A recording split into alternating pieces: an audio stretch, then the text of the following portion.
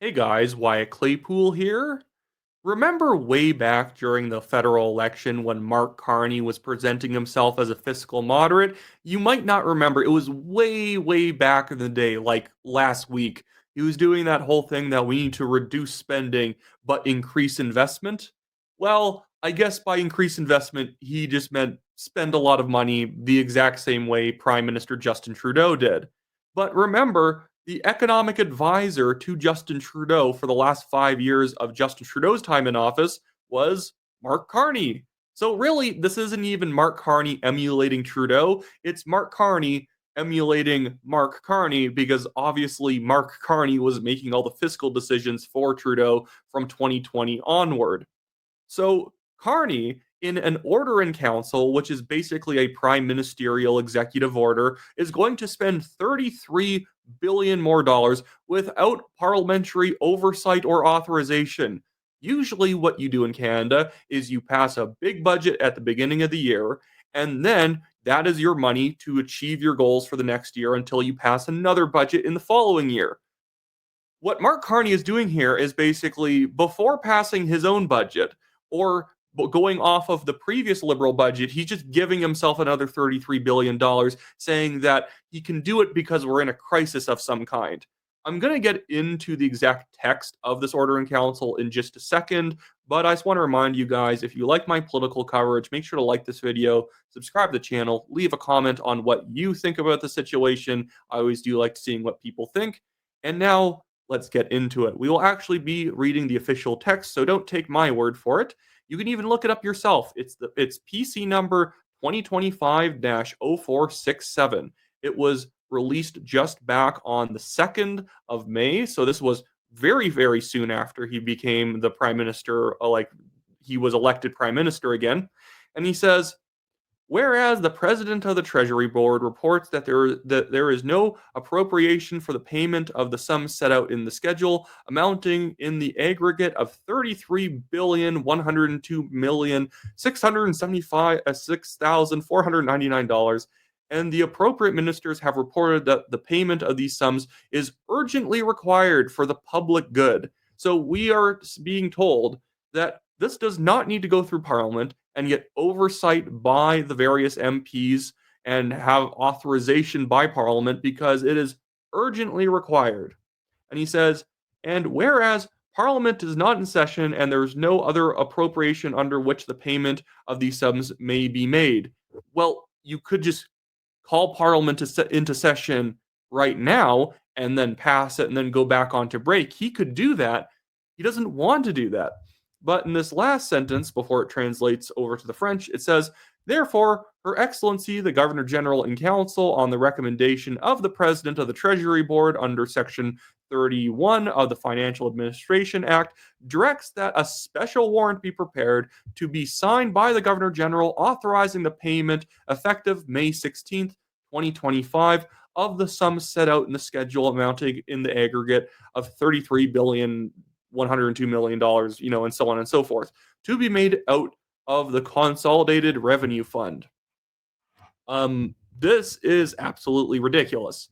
The idea that this man is a fiscal moderate is stupid, and people should have known it during the election. One, again, the man was Trudeau's economic advisor.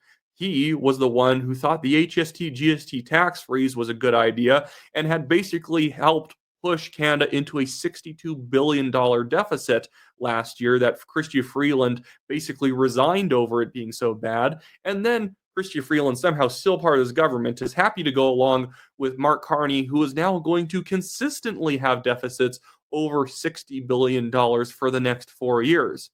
You can't make it up, but don't worry. He said we're going to spend less and invest more, which means that this is all perfectly above board spending. What's in the spending bill? What's in this? Well, not bill. What's in the spending order in council? Oh, what is that?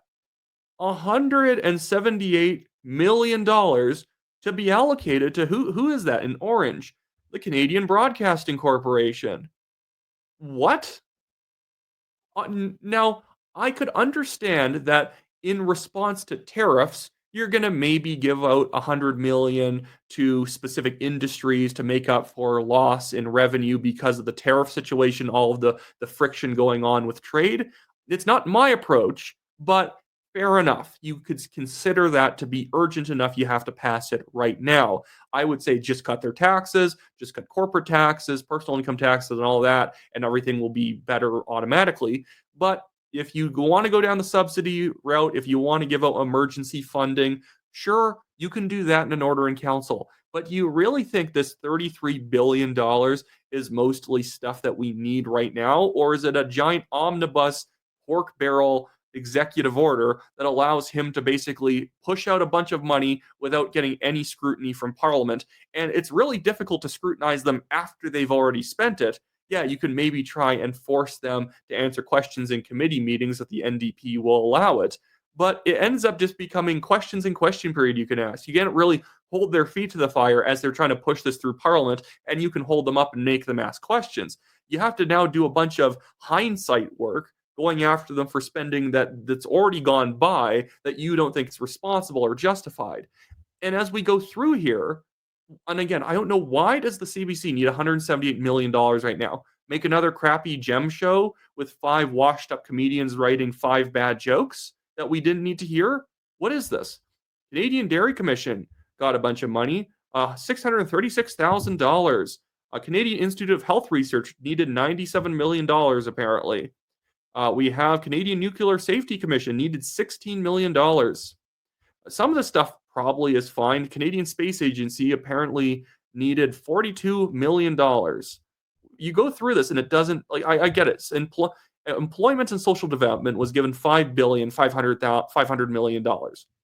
That one makes more sense. You could say the trade war, the tariffs, the friction going on right now is causing some increased unemployment. So we do need that ministry, that agency to have more money to be able to give people EI if they lost their jobs.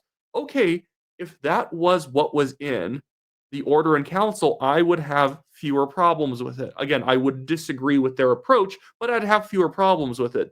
This is just jamming any spending you want through. A lot of this, again, doesn't have anything to do with what's going on. The National Film Board needed $9,900,000. National Capital Commission needed $21 million, apparently. I'm just going through this. A Parole Board of Canada needed $8 million, and maybe they do need $8 million, but why are we doing this in this way? The Royal Canadian Mounted Police needed $1,500 million. Maybe that one is justifiable based on us needing to secure the border. I'm fine with that. Fair enough. If that was what the order in council was, that's okay. But all of this is obviously not this is all not obviously not needed.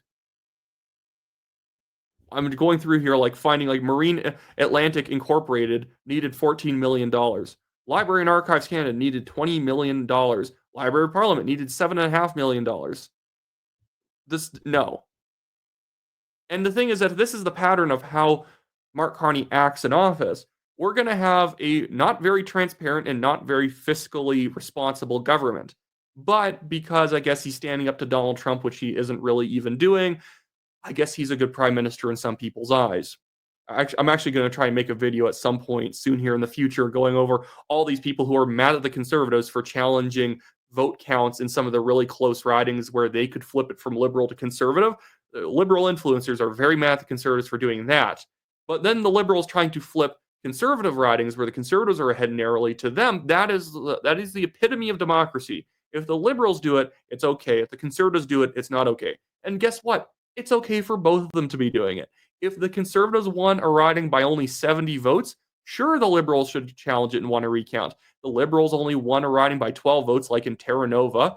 Absolutely, they should also challenge that. That's an extremely tight margin. One person making a mistake could have that flip from one side to the other.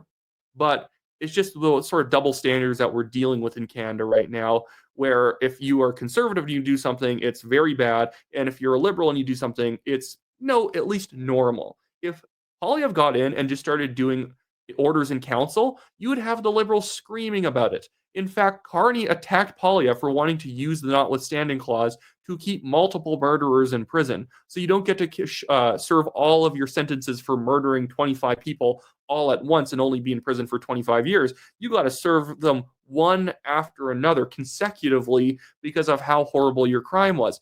Carney called that like authoritarian, or that was an irresponsible use of the notwithstanding clause, and that's not how our justice system is supposed to work. Sorry, but is Parliament not supposed to be consulted when you're spending $33 billion? Again, who's going to call him out for this? I know there are some people who are going to call him out in the media, but it's not going to be any of the liberal cheerleaders. They're perfectly fine with it. They are, in fact, cheerleading this. But yeah, that's it for me today on this particular issue. I will be back with more stuff in the future. I also want to break down, I don't want to talk about the last election too much. Obviously, you guys get tired of it, even probably before I do. I could talk about elections in the past forever. But I do want to talk about the people who are still going on and saying Poilievre didn't win because he didn't go on Joe Rogan's podcast. He didn't go on Patrick Bet-David. Because there's a bunch of those guys out there still making that claim, and it's still wrong.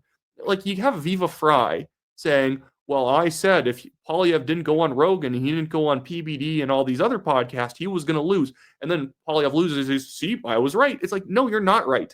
You could just say that. I think that Poilievre's not going to win if he doesn't eat a pear on camera and diversify himself away from eating apples. And then he doesn't win. I'm like, see, he didn't do the pear video, ergo he lost.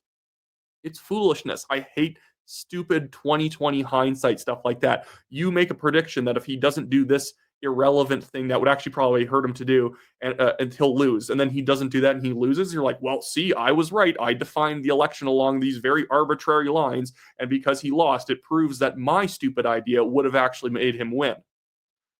Okay, I'm already almost half covering this issue at the end of this video, but that is for another day for me to rant about later. Anyway, so like this video, subscribe to the channel if you're not yet a subscriber, comment if you want. I'm going to be linking this order in council below if you want to see it in detail.